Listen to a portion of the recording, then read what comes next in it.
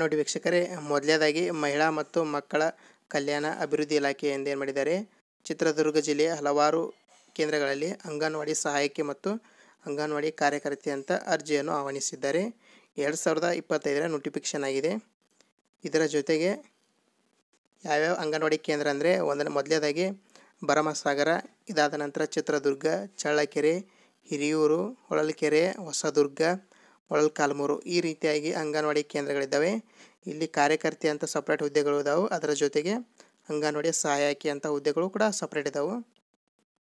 ನೀವು ಇದೊಂದು ಸ್ಕ್ರೀನ್ಶಾಟ್ ತೆಗೆದುಕೊಳ್ಳಿ. ಯಾವ ಪೋಸ್ಟ್ ಎಷ್ಟೆಷ್ಟಿದೆ ಅಂತ ನೋಡಿ ನೀವು ಆ ಕೇಂದ್ರಕ್ಕೆ ಅಪ್ಲೈ ಮಾಡಬಹುದು. ಇದರ ಜೊತೆಗೆ ನೀವು ಸೆಲೆಕ್ಟ್ ಆದರೆ ಕರ್ನಾಟಕದ ಚಿತ್ರದುರ್ಗ ಜಿಲ್ಲೆಯಲ್ಲಿ ಮಾತ್ರ ಕೆಲಸ ನಿರ್ವಹಿಸಬೇಕಾಗುತ್ತದೆ. ಇನ್ನು ಇದಕ್ಕೆ ಯಾವ ರೀತಿಯಾಗಿ ಕ್ವಾಲಿಫಿಕೇಷನ್ ಬೇಕು ಮತ್ತು ಯಾವ ರೀತಿ ಸೆಲೆಕ್ಷನ್ ಮಾಡ್ತಾರಂತ ನೋಡೋದಾದರೆ, ಮೊದಲನೇದಾಗಿ ಅಂಗನವಾಡಿಯ ಕಾರ್ಯಕರ್ತೆ.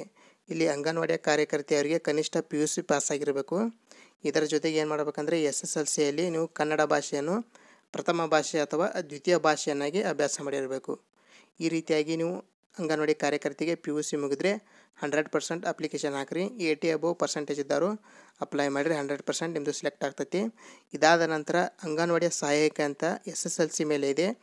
SSLC ಪಾಸ್ ಆಗಿರಬೇಕು. ಇದರ ಜೊತೆಗೆ ನೀವು ಕನ್ನಡವನ್ನು ಪ್ರಥಮ ಭಾಷೆಯಾಗಿ ಅಭ್ಯಾಸ ಮಾಡಿರಬೇಕು.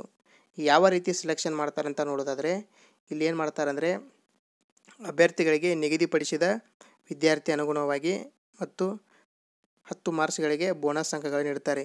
ಈ ರೀತಿಯಾಗಿ ಆಯ್ಕೆ ಮಾಡ್ತಾರೆ. ಮೊದಲನೇದಾಗಿ ಅಂಗನವಾಡಿ ಕಾರ್ಯಕರ್ತೆಗೆ ಏನು ಮಾಡ್ತಾರೆ, PUC ಮೇಲೆ ಪರ್ಸೆಂಟೇಜ್ ಮಾಡ್ತಾರೆ. ಇದಾದ ನಂತರ ಅಂಗನವಾಡಿಯ ಸಹಾಯಕಿಯವರಿಗೆ SSLC ಮೇಲೆ ಪರ್ಸೆಂಟೇಜ್ ಮಾಡ್ತಾರೆ. ಈ ಹುದ್ದೆಗಳನ್ನು ಪರ್ಸೆಂಟೇಜ್ ಮುಖಾಂತರ ಆಯ್ಕೆ ಮಾಡುವ ಮುಖಾಂತರ ಸೆಲೆಕ್ಷನ್ ಮಾಡ್ತಾರೆ. ನಿಮ್ಮ ಕಾಸ್ಟ್ ಅನುಗುಣವಾಗಿ ಕಡಿಮೆ ಪರ್ಸೆಂಟೇಜ್ ಕೂಡ ಸೆಲೆಕ್ಟ್ ಆಗಬಹುದು.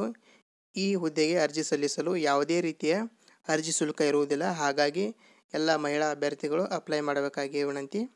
ಇದರ ಜೊತೆಗೆ ಏನು ಮಾಡೋಣ ಅಂದರೆ, ಅರ್ಜಿಯನ್ನು ಸಲ್ಲಿಸಲು ನಿಗದಿಪಡಿಸಿರುವ ದಿನಾಂಕದ ಬಗ್ಗೆ ತಿಳಿದುಕೊಳ್ಳೋಣ.